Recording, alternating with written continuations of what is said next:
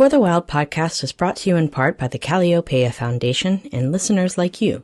Calliopeia supports projects interweaving spirituality, culture, and ecology. We are grateful for their support and the support of grassroots contributions from listeners. To learn more about the Calliopeia Foundation, visit calliopeia.org. To make a donation to For the Wild, visit forthewild.world/donate or support us through Patreon.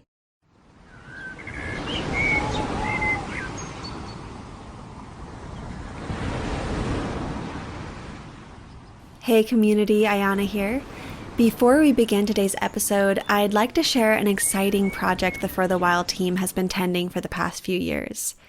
Some of you may remember an episode called The Day the Water Died, back in 2018 with Dune Lankard, a tribal elder of the Eyak Eagle clan and lifelong conservationist. Well, that interview changed my life.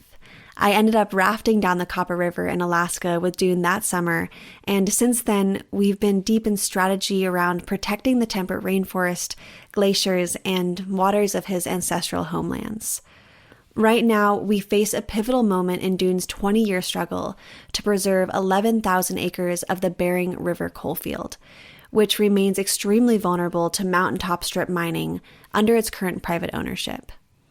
Dune and his organization, Native Conservancy, have a short window of time to purchase the coal title and to halt resource extraction. We are putting out the call for large donors, organizations, foundations, or those who may be connected to such funders to be in touch with us, to partner in protecting the Copper River Delta. This is big. This could mean the permanent protection of 3 million acres downstream of one of the wildest places left on the earth.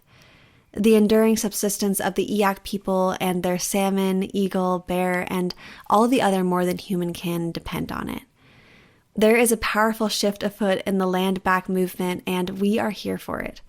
Get in touch at engage@forthewild.world and visit nativeconservancy.org.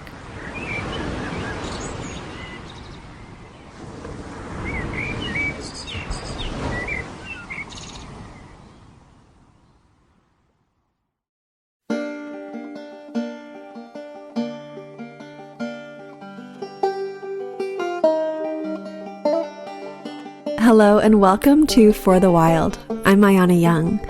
Today I'm speaking with Rebecca Burgess. Rebecca is the Executive Director of Fibershed and Chair of the Board for Carbon Cycle Institute. She has over a decade of experience writing and implementing hands-on curriculum that focuses on the intersection of restoration ecology and fiber systems. I think it's always been technology, trade agreements, exploitation of labor and land that have continued to grease the wheels for rapid consumption. Rebecca has taught at Westminster College, Harvard University, and has created workshops for a range of NGOs and corporations. She is the author of the best-selling book, Harvesting Color, a bioregional look into the natural dye traditions of North America, and Fibershed, growing a movement of farmers, fashion activists, and makers for a new textile economy, released in 2019. She has built an extensive network of farmers and artisans within our region's Northern California Fibershed to pilot the regenerative fiber systems models at the community scale. Well, Rebecca, thank you so much for joining us. Our rooster Cutie is especially excited to have you on the show today. And I'm really looking forward to diving into this topic, which we've never discussed on the podcast before, like I was mentioning earlier. And I think there's so much good juiciness in this topic that will really shock us and also give us a way forward that feels in integrity. Oh, thank you. And I love that your rooster's name is Cutie. And I'm grateful for the opportunity to be here. And it's exciting to be able to discuss this topic with you. I'm a longtime fan of the podcast and have always been an avid learner, and just so grateful to receive so much from the guests you've had on this show and the way you've facilitated the conversation. So this is exciting. Thank you. Thank you. Oh, well, I feel the same way about all the guests, including yourself. So I feel very lucky, and Cutie, or sometimes we call him Bok Bok, He'll be joining us for a little bit until he finds himself his little happy nest out there. But yeah, I'd like to start in the belly of the behemoth that is industrialized fashion. Now, the global fashion industry is responsible for 8% of all greenhouse gas emissions. Today, 60% of all clothing produced is disposed of within the same year it was purchased. And we're purchasing over 50% more than we did even 15 years ago, which is to say that it wasn't always like this. So I'd love if you could start off by sharing when our society really started to rampantly consume clothes, and how has the fashion sector been shaped culturally and economically over the past couple of decades? Oh, it's a great question. It's interesting to try to pinpoint one set of inflection points in our history that would have said, that I could say this is the point at which the consumption really changed. I could name a few points that I think have led to the quote unquote progress of this problem. One is, the actual beginnings of the Industrial Revolution and the cotton gins. The Eli Whitney invented cotton gin, which amplified the ability for people to grow more cotton because it could be de-seeded very quickly. So that also amplified the slave trade in the southeastern part of the United States, but it generally just created a lot more raw material that could be processed in the Northeast. Also in Manchester, England, they were processing a lot of Indian cotton. I think all the technologies on farm really started to change the industrial nature of agriculture related to fiber. And so with all this raw material, with these, prices started to come down, and industry just started to basically take over on the ag and the value addition side. So there's that. That's, basically from the mid 1800s forward. And then I think about fast forward to the trade deals. So you have the North American Free Trade Agreement in 1994.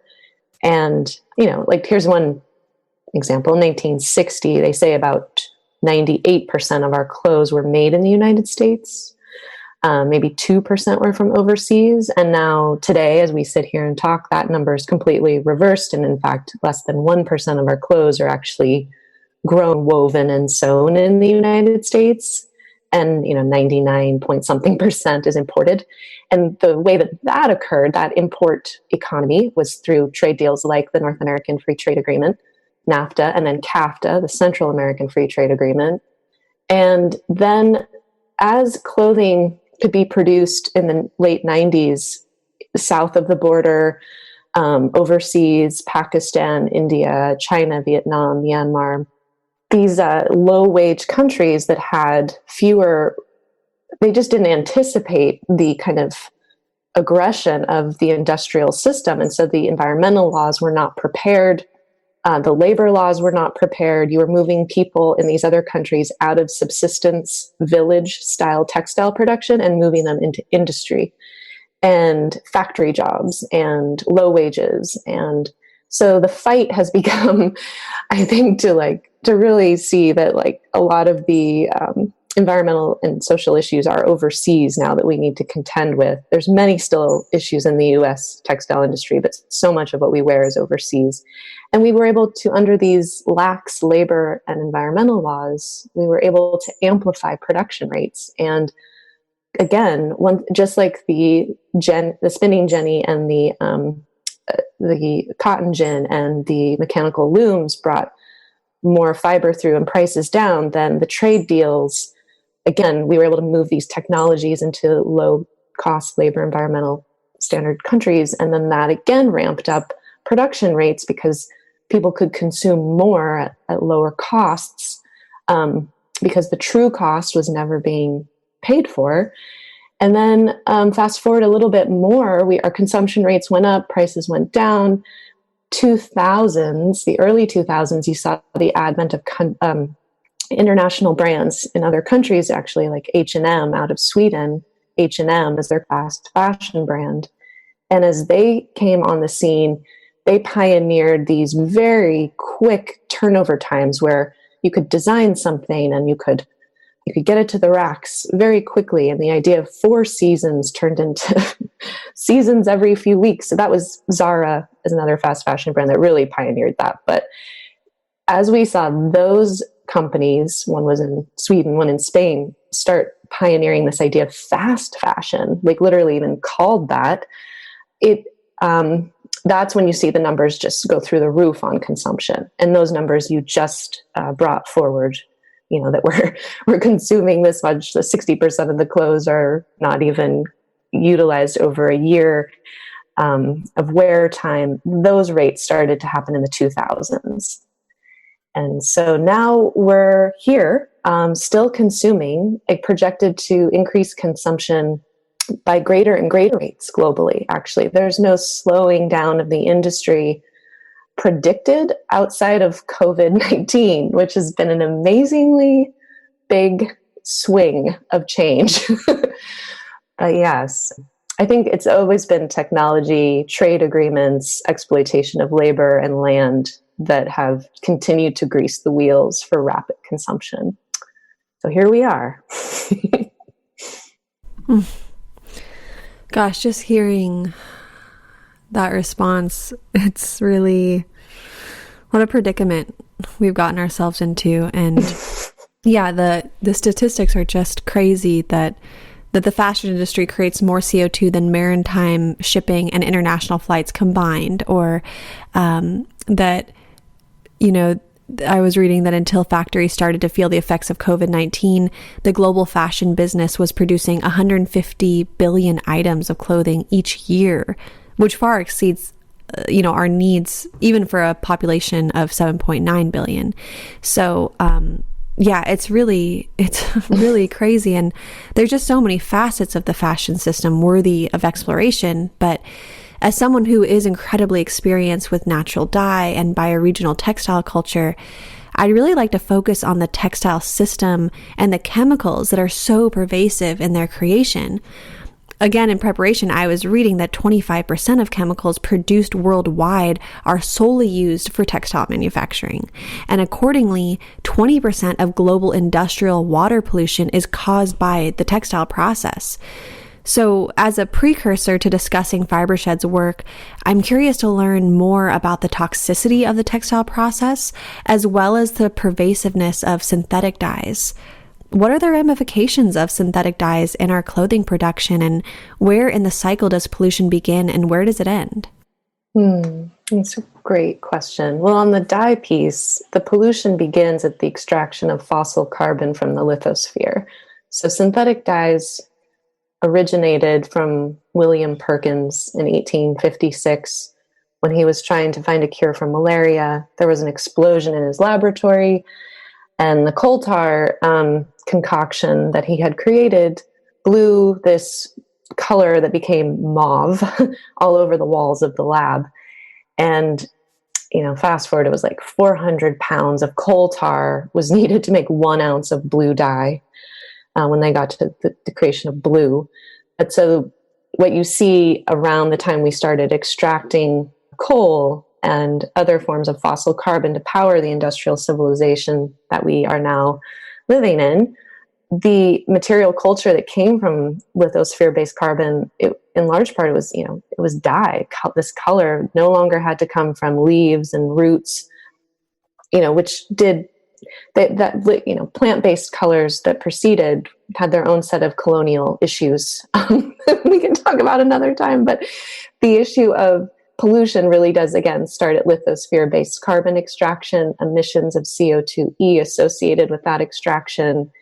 That material is then often laden with heavy metals that help bind the synthetic dye to the fiber. So cadmium, mercury, even lead, tin, cobalt, chrome, these heavy metals become a part of most dyes. I'd say 60 to 70%, they say, of the worldwide dye use is still reliant on heavy metal-based dyes. The dyes also, the pollution, so, you apply these dyes There's many different ways in which they're applied depending on the fiber type. Some require a lot of heat, beat, and treat manufacturing. So you have, again, all this fossil carbon to get the dye to take to the fiber. And then you have to rinse out the unbonded molecules from the textile so that when you get them, they don't wash off on your skin as much. They still do, but that's why they recommend you wash clothes before you wear them. But the thing is, these materials, these molecules of dye, they are often washed out, and that's why I think where there's kind of varying arguments around the impact of fashion, because while I tried to get the best stats I could about synthetic dyes when I interviewed reproductive health specialists, when I interviewed doctors who were looking at internal medicine and thinking about, internal disruption to our endocrine system, all these physicians said, we just don't have enough data on natural dyes versus synthetic dyes. We don't ingest the dye. So it's hard for us to understand how the pollution really truly affects our body. There's some corollary science we can kind of point to for dye toxicity and what it does to the human body. But really, I think the toxicity you see most impacting our world's riparian and marine ecosystems is when we wash these effluents out of the dye in the manufacturing process, and untreated or unbonded dye molecules getting out into major rivers in Indonesia, China, Vietnam, India. It's a mess. It's a deep, really problematic mess. And the other issue, I would say, in the countries especially that are most impacted by the effluent or the rinse water or the dumping of the unused dyes, that molecule, they've said in azo dyes, which again, I think azo dyes are about 60 to 70% of what we're using. The pollution we do know in the human body connects to our endocrine system. So dyes are noted endocrine disruptors. So that scrambles our body's ability to know, an endocrine disruptor scrambles our body's ability to know how much estrogen, progesterone, and testosterone we have in our bodies. And endocrine disruption is associated with a host of diseases, cancer to autoimmune and nervous system disorders. So there is a lot to say there about how we should be thinking about our own health. But I think the most important thing right now is to be thinking of the communities that are milling and processing, and really be focused on their well-being, because they're kind of the canary in the coal mine, and they are so overexposed to these materials. And in textiles, people want their clothes to be wrinkle-free, or they want them not to stain. And so stain resistance, wrinkle guards, all of these materials, even when you print a t-shirt and you have like a visual on your shirt, like a screen printed visual, a lot of those inks and these finishing agents, they'll have BPA in them, the kind of stuff we don't want in our water bottles leaching into our water and then into our body. It's in the inks on screen print inks. It's in, there's phthalates in some of these materials as well, and formaldehyde, and the list goes on. In fact, I'm not a chemist, but the list of molecules that are created synthetically for the textile industry, as you said, it keeps growing every year. They find new, DuPont and others find new ways to make it, more accessible and cheaper, and yet the costs just keep ratcheting up for our earth and really ourselves. So yeah, I could say more. I'll stop there. Yeah, there's so much to say about this, and I'm happy you started just opening our eyes to some of these just insane atrocities. And I was also reading that more than 500 billion gallons of water is used in the textile dyeing process on an annual basis, and approximately 200,000 tons of dye is left unbound to the textiles and is lost to effluent. So, I mean, there's just so much. It's such a huge problem, and I do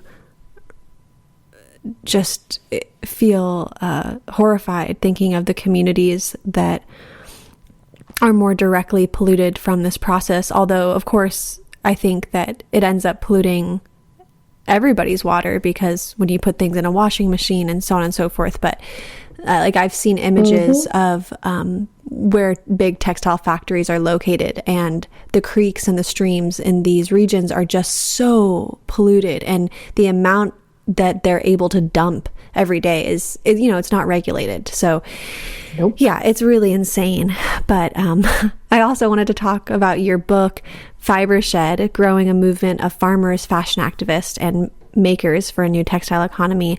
And it asks us why we don't interrogate the fashion industry in the same manner that we do the agricultural industry, seemingly forgetting that what we wear is also grown in the soil. For example, as of 2019, the USDA stated that 92% of cotton grown in the United States is genetically engineered. Similarly, we could draw parallels to the way in which the fashion industry plays a huge role in the illegal seizure and deforestation of lands across the so-called global South. So, how are the fashion industry and textile economy responsible for serious soil and land contamination and degradation? And what does soil-to-soil textile make visible?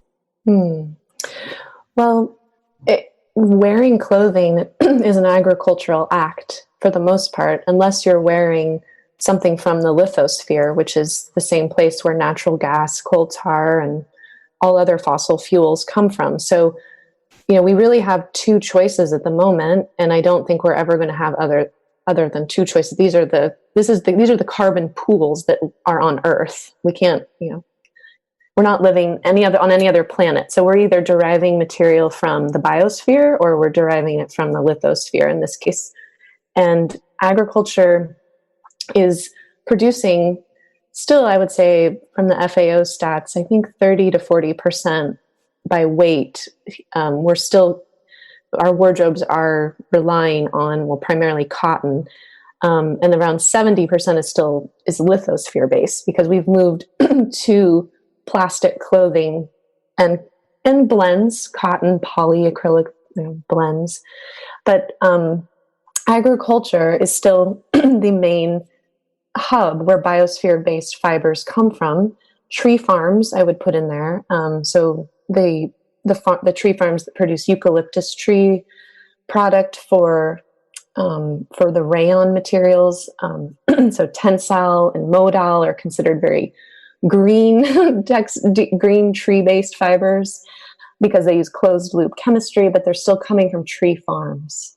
And there's still virgin rainforest being used for some of these textiles too. So any of the tree-based fibers really need to be evaluated. Even though they're biosphere based, I still have a lot of question marks about using a tree for a shirt.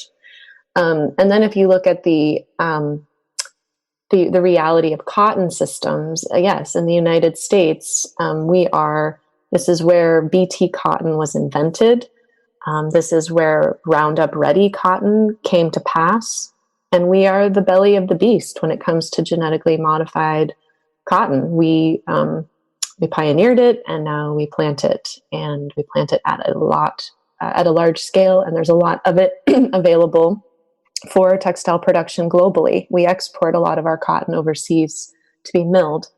So the depletion of soil organic carbon in these systems is great. In some of the cotton systems in our area, we know that traditional California soils in our bottomlands had, between 8 and 12% soil organic carbon. Some of the landscapes that we do irrigated agriculture on that are also used for cotton, some of these landscapes are down to 0.5% of carbon. And again, when we think about how depleted that system is from a carbon perspective, we have to think about all the underground life that depends on that carbon, all the microbes and the fungal networks that depend on, atmospheric carbon being moved into the soil as glucose or sucrose to feed underground biodiversity. That liquid carbon pathway has been very disrupted by Roundup. It's been very disrupted by synthetic nitrogen. And Roundup and synthetic nitrogen are critical to the production of genetically engineered cotton. So for me to think about the transformation that we have to undergo, the soil-to-soil framework was about daylighting the reality that we can't continue to rely on plastic clothing. It's, the 70% of our wardrobe that is plastic, we need to transform that over time to think about how we can, reduce our overall consumption and rely on fibers that can come from regenerating and healthy soil, and then return to healthy soil and become part of a healthy soil cycle. And clothing is carbon. So if you were to, all mending and repair attempts failed, your clothing was too holy and depleted to do anything but go into a compost pile, we would like our clothes to be able to go into a compost pile and then nourish the next round of microbes and fungal networks the next season. So soil to soil is just to kind of say, we absolutely have in the past lived in this way, this circular way. And I think the circular economic conversation in fashion has come forward, but it's really been focused on mechanical circularity, like closed loop chemistry, recycling the fibers, but it hasn't really been focused on this deeper idea of working with Earth's carbon pools and actively focused on the movement of fresh carbon through our lives, growing that fresh carbon, metabolizing it, wearing it till it can no longer be worn, and then returning it to its source. And I feel like that level of circularity is what Fibershed wants to bring people's attention to, because our soils are so depleted, because our atmosphere is so filled with concentrations of the legacy load of the Industrial Revolution's carbon. We just need to harmonize with that cycle. And the soil to soil graphic that we have, it kind of helps wake a person up to this idea that yes, your clothes are by and large an agricultural act. By purchasing and wearing, you're voting for the kind of agriculture you want or don't want to see in the world. And depending on how your clothes break down, you're either feeding microbes or you're leaving the world with plastic pollution. So we try to simplify it. I mean, it's not a simple conversation, but the idea of soil to soil is to try to get to be as simple as possible. I used to think I had a point through, be in pain and never move where the contours of a scar. Tell me where you are today. I can't seem to put you on the page. Every line's a place, but you're gone.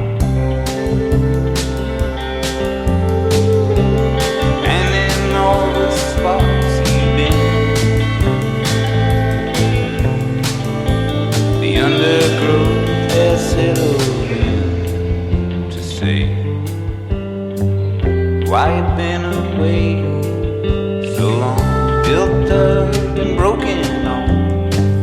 I was looking for something soft, delicately to endlessly unfold. It's fascinating in a really disturbing way to hear this, and I want to talk more about the greenwashed fashion industry a little bit later, but just to respond to the deforestation of eucalyptus trees for quote-unquote green, sustainable fabric material. I see this all the time on websites that are marketing towards people who care about the earth, big fashion brands online, oh, look at our new green fashion, this fabric doesn't use as much water, all this touting of why this eucalyptus pulp, for instance, is better than cotton. And I think, oh my gosh, we are deforesting land halfway across the world so that we can say that it's green. I mean, it's ridiculous. It's a horrible, horrible marketing scam. And I'm so happy you brought that up. And to know that even old growth eucalyptus forests are being cut down for our fast fashion dresses or sheets, or it's really insane. And it makes me so sick to see these false solutions marketed to people who are trying to do good, but really it's just another form of exploitation and degradation and community displacement. And it really frustrates me. But I do want to talk about this a little bit later, go into the so-called green fashion industry in a minute, but I'd like to transition to discussing what your organization Fibershed does specifically to create regional textile communities, especially when it comes to the simultaneous strengthening of regional economies and carbon farming. So I'd love if you could share a little bit about Fibershed's history and how a different kind of fashion can aid in sustaining a place. Why is it vital that we begin to look at working landscapes as spaces to coalesce multiple local systems like agriculture and fashion? Good question.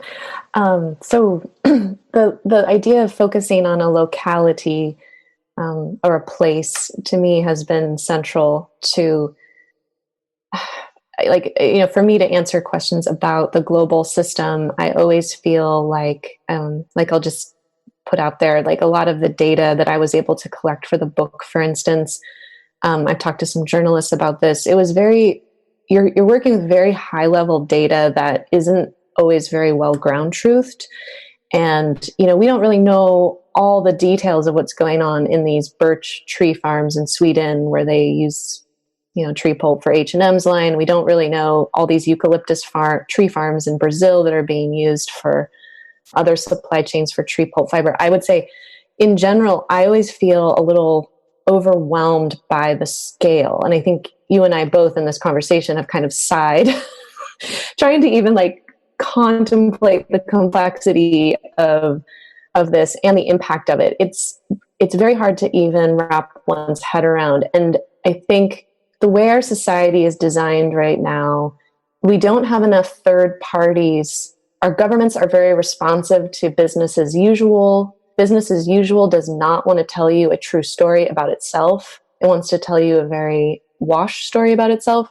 And I think just the very structure of our industrial civilization makes it very hard to really get down to the nitty gritty. And so I always feel a little overwhelmed trying to be a critic of the big system, even though I am a critic. I always feel a little bit like I know I'm missing a few beats here because no one's actually collecting true data. We don't have governments that are truly responsible collecting data to know the impact of our material culture. But what I do know is when I focus on a place, I can start to really understand my impact. If I focus on a home geography that I understand where these fibers are coming from, I can measure the carbon in the soil myself with the help of a lab. I can help my fellow farming community look at different practices that would enhance biodiversity on these lands. I can be standing in those fields. I can be breathing that air with the farmer or rancher that I'm working with. I can talk them through their vision for the future. we can hold each other's hand as we work through developing a textile from farm to skin together. And I don't know, maybe it's just how my neurology works, but I feel like if I'm not connected to a process, I can't truly tell you what the impacts really are of that process. So much gets lost at this big gargantuan scale. And I think to bring things home is where we can truly start to be responsive and able, thus responsible to a system. And that's why Fibershed as an org has focused on place-based strategic geographies where we can build textile growing, processing, and wearing hubs. And our Northern California Fibershed is 51 counties, which go from the Pacific Ocean to the foothills, the Oregon border, down to San Luis Obispo.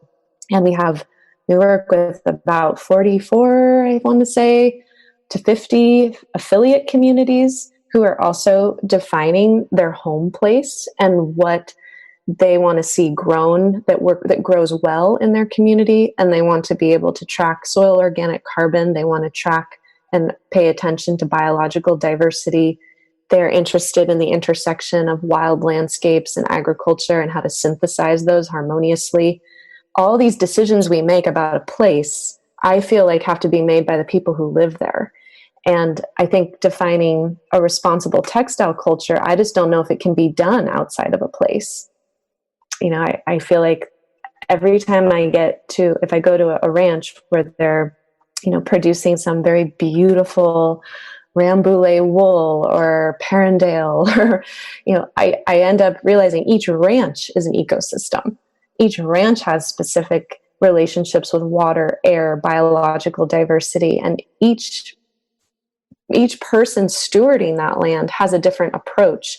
And so really doing things at the community level allows you to understand things more deeply and understand your impact in a more resonant way with that, which I would say is a true way. You really start to, and not that we can ever know all of our impact ecologically. Our sense organs don't really allow us to understand it all. But I feel like our message is really try to come home, try to think about how you can make your material culture responsible to your place. How can you make it there? How can you provide right livelihoods in your community?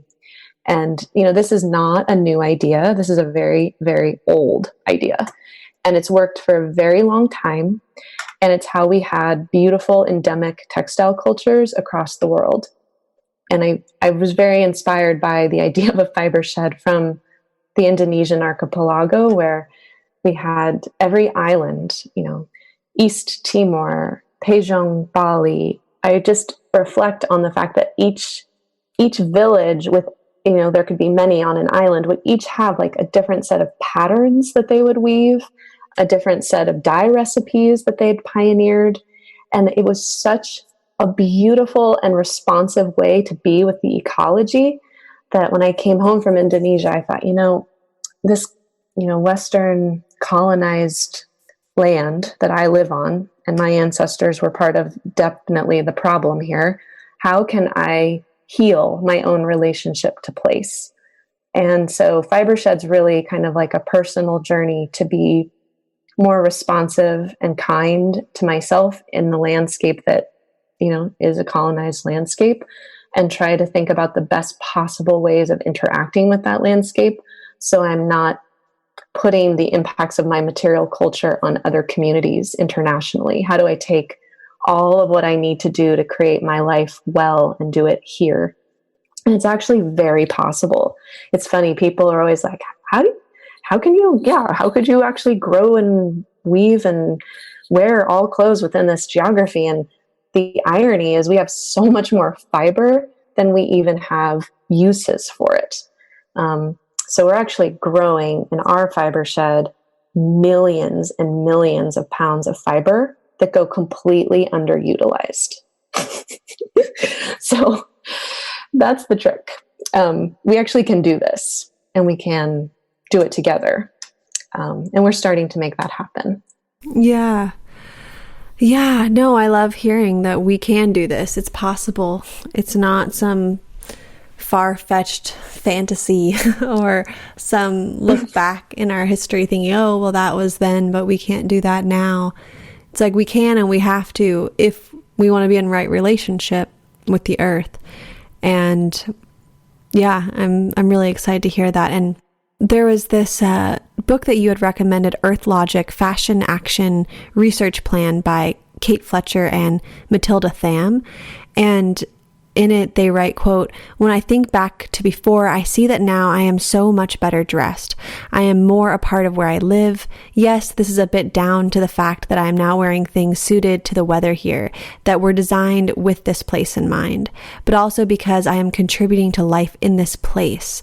People around here have jobs because of my wardrobe choices. We all want clean rivers flowing through our community so no one is dumping chemicals.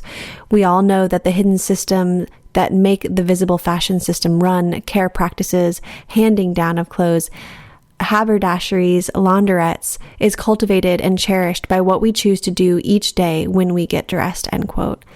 And I like that because it also is speaking to this idea of place. And I agree that trying to think about the global scale is so big, but if we're actually looking at the land speaks, and the place can help focus us. And I think that as many places are contaminated and poisoned, it's clear that we need to dedicate our livelihoods to care practices.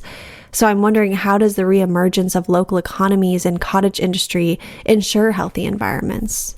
That's such a good question about the insurance policy of doing things locally to protect the entire, all of Earth's biomes is really something I think about a lot. And regional textile manufacturing is something that I find fascinating. There used to be 12 wool mills in California that were vertically integrated. They would, harvest wool during the spring season and produce all kinds of basic functional things that people needed, even in our state of California, which people don't think of as a textile production state. And it was only when the Trans-Pacific Railway came in 1892 when we could import into California textiles from the Southeast that were really running off of the backs of a post-Civil War economy, which was still incredibly, incredibly powered by people who were still basically somewhat enslaved. And so costs of textiles from the Southeast were too cheap for California mills to compete with. And like all 12 mills closed immediately, like by 1893, after that railway line came in. And so, the system has always been doing that. It's always been looking for who and what can we exploit faster. And when you put it, if you focus on a place and an economy that's in your community, you're just not going to get very far if you go out and you just say, I'm going to just exploit everybody. I'm going to exploit the water that I drink. You basically can't, pooping in your own immediate nest is a very bad idea. And pooping on Earth's nest and trying to live in it is what as humanity, we have been doing very poorly. But in your immediate community, you see the impact of your actions so much more quickly, whether they're how you're relating to other people, how to maintain relationships over decades, how to have families working together over multiple generations in a tight community. These are the kinds of questions that get answered. You really figure out your way about how to build an economy through relating properly to others and in integrity with others, in integrity with all beings, basically. You actually get kind of forced to. It's actually a great crucible of learning to focus on a regional economy. And we've started to do that in Northern California. There's actually a very nice emerging spinning mill in Ukiah, Mendocino, that was actually funded by a series of what we call direct public offerings. The idea was funding Main Street, not Wall Street. And so a lot of us got involved and put money in and propped up this very beautiful small mill that this family of 6 operates. And the oldest daughter is a natural dyer, and they spin, they comb, and they wash wool all under their roof, and they live on the same land that the mill exists. That's the Mendocino Wool and Fiber Mill. There's another small mill that we really want to see it grow to the Valley Oak Wool Mill in Winters, California. And then there's the Houston family weaving mill in Rancho Cordova, California. We're starting to see this next generation of millers. They're all under the age of 35. And they're all starting these new, I call it the new blue collar, basically working with your hands to create essential goods for your community.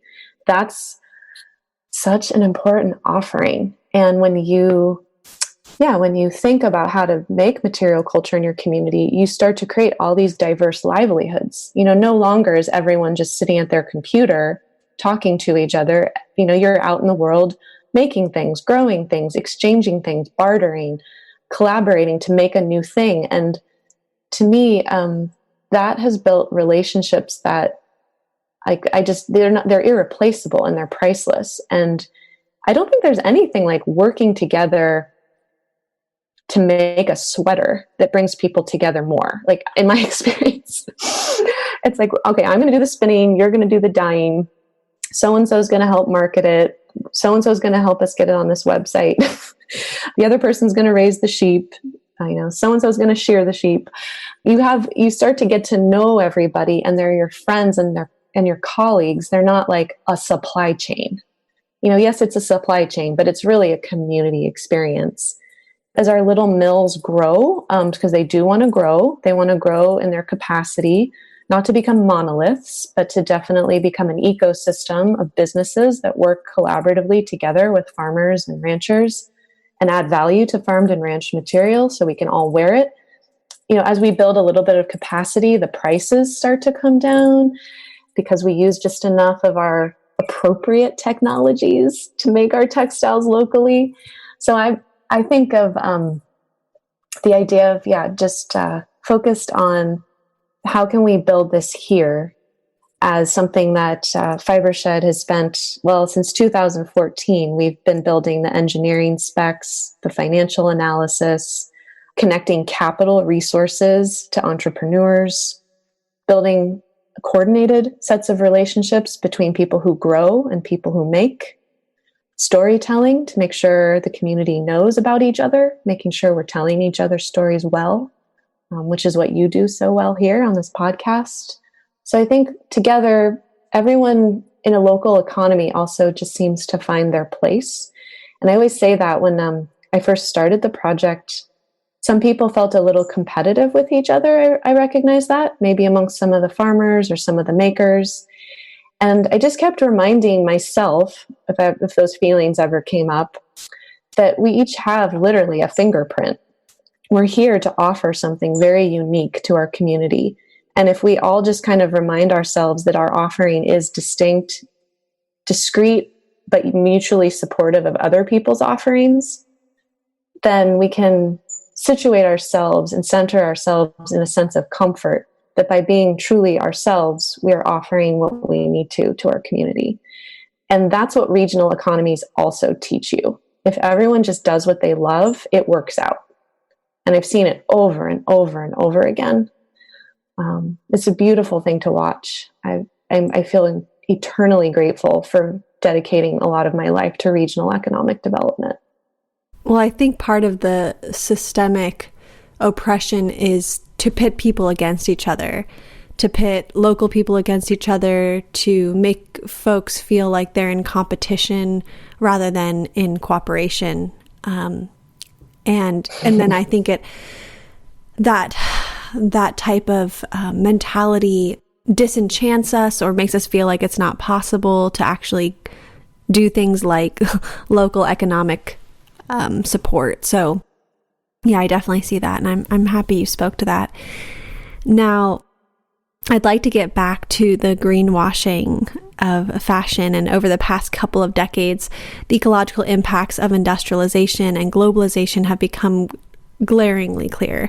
Certainly in the past decade, the fashion industry has been confronted by its own impacts, yet we've not seen any sort of scaling down, only new implementations of so-called techno fixes and green solutions in order to maintain profit. And I'm thinking about the burgeoning sector of the so-called green fashion through the refashioning of our plastic waste into wearable fabrics. And while there's certainly some form of ingenuity in trying to address our waste problem, these quick fixes also perpetuate the ubiquity of plastic. Like, for example, around 70% of what we wear today is already made up of plastic. You had mentioned this earlier, but materials like nylon, polyester, spandex, and capilene. Now, of course, these non-biodegradable plastic fibers are then released into our waters and marine ecosystems through washing. Actually, in fact, 40% of the plastic released in our washing cycles goes directly into rivers, lakes, and oceans.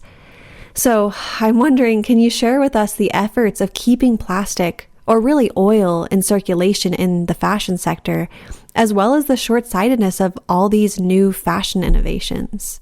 Well, you had mentioned, Matilda and Kate Fletcher's work, and I really, I would, that's a resource people would benefit greatly from devouring, because one of the basic primary things I've distilled from Kate's messaging and the Union of Concerned Fashion Researchers is we must have our consumption and double our use times to live within Earth's biomes in a way that will sustain our role as even existing on this planet. Think about that. You double your use time and you half your consumption. And if everyone were to do that, especially those consuming quite a bit, then we might make it. So when I think about people coming into this scene, especially like Silicon Valley backed, venture capital laden sector disruptors, I see this all the time. People who have no idea what sector that they're getting involved in, but they came up with some newfangled thing. They genetically engineered this new thing, and now they're going to make, the next whatever. or using plastic in a new way, like, oh, we'll figure out another thing to do with this plastic bottle and we'll put it in your yoga pants. Again, there's just really, truly no need for these new materials. Or I would say there's very little need for, where I see the need for innovation, I would say this. The lion's share, 99% of where we need innovation is cleaning up the mess we made and figuring out how to decentralize this system and to break open the shackles of centralization and wealth concentration in the industry. That's where the innovation needs to happen. And that's like social architecture, financial instrumentation development, activism, writers, thinkers, avant-garde brands. There are some. But to me, the idea that we need new materials is just absurd. I mean, we don't need more. We need to use what we have. Like there's always these people trying to bring more materials into the situation. And I'm like, yeah, and I'm sitting on 100,000 pounds of wool that, a shepherd just sheared from his sheep that he used to help with a fuel load reduction project in California, or was grazing in BLM land to help manage goat grass and stimulate wildflower populations. Like we work with so much material that is actually tied to different ecosystem goals, and we can just talk about it, but there's nothing new or shiny about our work. It just is. And so I'm like, well, we've already got, literally there's no markets for some of the natural fibers we're already producing. So if you combine that glut of natural fibers sitting in the market, combined with the fact that we're over consuming, and we even have brands burning their inventory because they don't want to let last season's clothing go out on sale or for free because it would denude the cachet of their brand. So you've got overproduction, overconsumption, and a glut of natural materials. To me, if you're just a mathematician, you would look at this and you'd say, so who said we needed new materials or more plastic? There's great places that I'm sure we could find for all this plastic that we're pulling out of the oceans, but it's not textiles. Textiles are abraded. They are abraded when they are washed. They create plastic lint faster than any other material on planet Earth.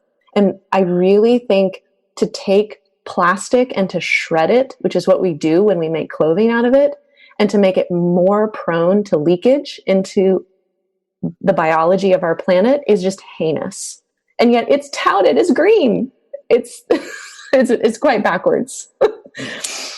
Sorry, I get a little excited about this because I'm so taken aback by the level of greenwashing of plastic clothing and recycled plastic bottles. And it's just so old and it's so been done, and it's got to be done. We have to let it go. I'm with you. I'm absolutely with you. What you just said about the shredding plastic to make it even more likely to break apart. Yeah, leaky. It's really ridiculous. And let alone it's sold as a green solution.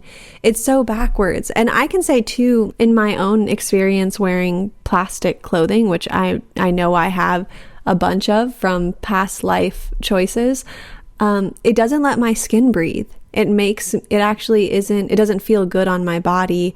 Even if it actually feels soft, like my mom years ago bought me this pink polyester robe that feels really soft. It was kind of like this blankie that I would wear. But it's like wrapping my body literally in plastic. And it's really strange that we're doing this. And to think that it was found that 94% of Americans' drinking water contains plastic microfiber pollution. And the production of polyester, which is used in 60% of garments today, consumes 350 million barrels of oil a year and is responsible for 3 times as many CO2 emissions as cotton production. And it just seems like this highlights the bizarre chain in which oil and gas are pushing plastic to keep themselves in business, thus requiring more fracking, more drilling, etc., thus creating more plastic pollution, thus emboldening these sort of green solutions. And I also think there's something to be said about how many folks readily buy these products because of the logic, which we're so deeply embedded in, which we feel like we derive all this choice autonomy from purchasing power, which is, it really makes me think of the marketing of it all again, just being, us being so duped.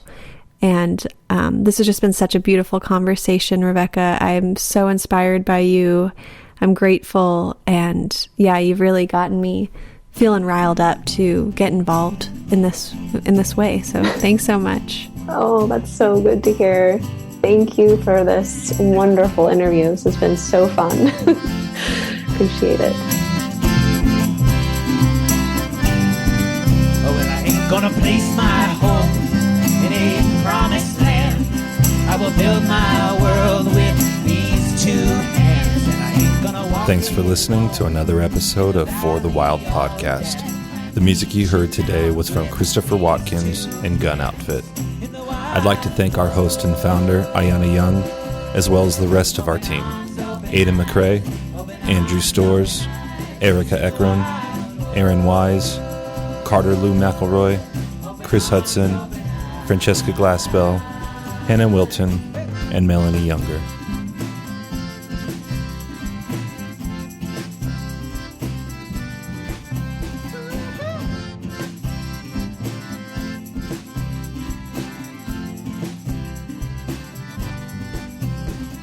If I could go back, I'd laugh and I'd cry. How quickly we run, how slowly we die. Still fighting the battle, love versus hate. But you left your heart at the city gate. Yes, you left your heart at the city gate. In the wild wood, open arms, open eyes, open arms, open eyes. In the wild wood, open arms, open eyes.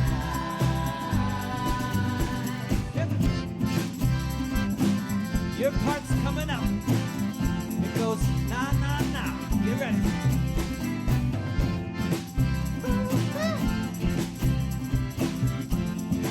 All right, here we go. Everybody singing na na na. All together singing na na na. Everybody singing na na na. Na yeah. Sing it out now. Na na na. At the higher ground. Na na na. Sing it proud now. Na na na.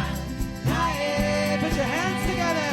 Na na na. Everybody singing na na na. All together singing na na na. Na yeah. In the wild world. Na na na. Everybody singing na na na. Na yeah. In the wild world. All together singing na na na. Na yeah. We got there na na na. We warming up the room na na na. We're clapping na na na na na. Na yeah. We in the wildwood na na na. You know the wildwood na na na. We got the wildwood na na na. Na yeah. In the wildwood. Open arms, open eyes. Open arms, open eyes. In the wild.